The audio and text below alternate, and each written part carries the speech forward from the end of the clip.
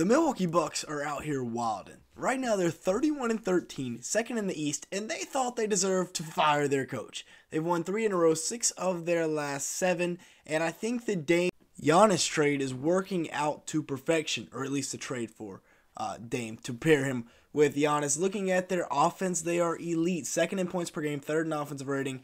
But the defense is the problem, so Adrian Griffin goes out the door. They bring in Doc Rivers, who has a pretty good resume in the league.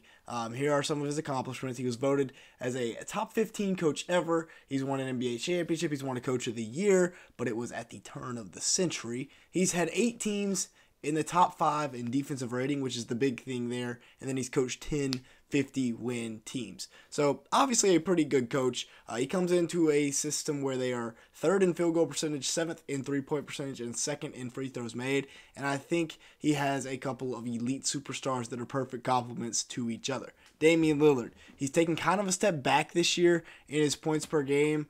He's an elite long-range scorer, and he's a good closer, which is something the Bucks have kind of lacked whenever Chris Middleton hasn't been able to step up. 25.3 points per game, 7 assists, and 4.3 rebounds. And this is the first time really ever that we've seen Dame on a team where he's not the best player. He's playing alongside a former MVP in Giannis Antentokoumpo at the peak of his powers. He is shooting at 43% from the field, 35% from 3 on 9 attempts, which is not good. He needs to bring that up quite considerably. Because, yeah, you can't be shooting 35% from 3 and expect to be getting 9 attempts per game. I know you're Dame Lillard, but come on now. Now, Giannis, he's the interior bruiser. He's a great defender. He's starting to expand his game all over the place. He's up to 24% from 3 this year, ladies and gentlemen. 31.3 points per game for Giannis, 11.7 rebounds, and 6.2 assists a night. So just completely dominant.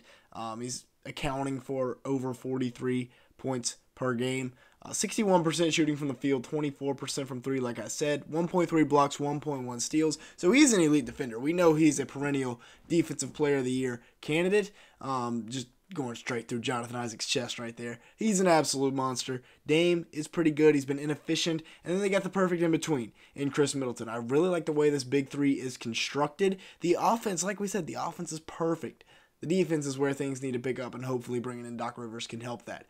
Chris Middleton, in a bounce-back season, is averaging 15 points per game, 4.8 rebounds, and 4.2 assists a night. Now, it might not be a bounce-back season in the scoring department, but the efficiency department is where things are at, where things are hot, and he's the 3rd option now, so his points per game will be back. It's not like he's the number 2. It's not like he's the closer anymore. He's playing the 3rd option to Dame and Giannis, and he's playing it very well. 49% from the field, 38% from 3 on 4.5 attempts in 26 minutes.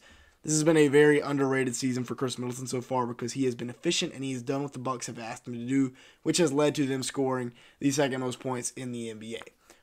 Real quick, if you are enjoying today's video at any point, make sure to the like button and leave me a comment down below, as well as hitting the subscribe button. As you can see here, a large majority of the people that watch these videos are not subscribed to the channel, so if that is you, go ahead and hit that subscribe button. And with that being said, we're trying to hit 100 likes on today's video, so hit that like button. Now let's continue on. There's too much talent on this team for it to be a bottom half defensive team. Yes, Dame is not great, but if you run this lineup with MarJon Beauchamp at the 2, Andre Jackson, Giannis, and Brook Lopez, it's straight clamps. So you insert Doc Rivers. You're hoping to make this team better. He had 2 number 1 rated defensive teams centered around Giannis, or around Kevin Garnett at the power forward position. Now he's got Giannis at the power forward position, and hopefully he can continue to build elite defensive teams. He's also got Brook Lopez, who's averaging 12.8 points, 5.5 rebounds, 1.3 assists. Splash Mountain, getting up there in age, but he's still balling in Milwaukee. 49% from the field, only 33% from 3 this year, but he is averaging 3 blocks per game still. Elite in the drop coverage, elite around the rim. And then they have the young wing clamps in Andre Jackson Jr., the rookie from UConn, and MarJon Beauchamp, the 2nd-year guy from the G League Ignite. Andre Jackson is averaging about 3 points per game, 2 rebounds. He's just kind of an energy guy right now that they plug in, and he gives them a spark. He might go dunk on somebody. That was a tough way. 55% from the field for Andre Jackson Jr., shooting at about 37% from 3, 38% from 3. So not bad from 3 either. That will be a part of his game that he continues to work on for the next few years because he can be a good rotation piece. I loved when they drafted him, and I also love when they drafted MarJon Beauchamp. He's been really efficient, 47% from the field, 40% from 3, averaging about 5 points, 2.5 rebounds. I really like MarJon Beauchamp for this team going forward as well. Now let's take a look at some of the other role guys before we finish this video out. Bobby Portis Jr., the fan favorite in Milwaukee, although I haven't liked him as much since he didn't hit for my parlay on Christmas Day. Anyways, that aside, he's averaging 12.3 points per game, 6.7 rebounds, and 1 assist, as well as a steal per game while shooting at 50% from the field. 3-point percentage hasn't been there this year, only 36%, but if he gets that up the second half of the year, you know, we could be looking at a guy that really impacts his team down the stretch like he did in their championship run a few years ago. And then you got Cam Payne, who has been a really solid backup point guard, which is what we've seen him be a lot in the past, averaging 6.2 points, 2.4 assists, and the most important thing for guys off the bench, efficiency. 47% from the field, 40% from 3, and he's doing that in about 16 minutes, so his per 36s look really good. He's not a terrible defender either. Malik Beasley has been a nice addition to this Bucks team. He comes in, he provides them with a spark off the bench, absolute flamethrower for them. He's averaging about 11.6 points per game, 4 rebounds. He can go for 30 on any given night, but he's shooting at 49% from the field and 47% from 3 on 6 attempts.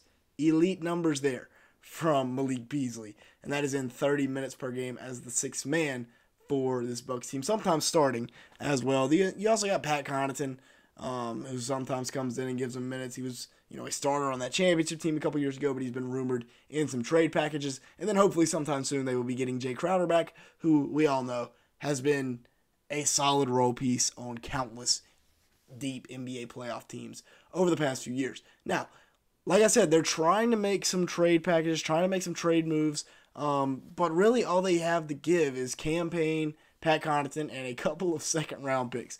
All of their future firsts have been traded, including all the pick swaps, all the way up until 2030. I would love for them to go out and get like a DeJounte Murray, but they just don't have the draft capital. Same thing with Bruce Brown. Would be cool. They just don't have the draft capital. Realistically, we're looking at like a Matisse Thybulle for somebody they can bring in at the deadline. But he would be great because he's such a good defender. Maybe they can look for like a Jonathan Isaac, although he's always hurt. I just say you give Andre Jackson Jr. and Marjon Beauchamp some more minutes. Let them continue to progress. And once they continue to progress, then they'll be even better come playoff time. Looking at the outlook here for the Bucks, they play Cleveland, who they just beat.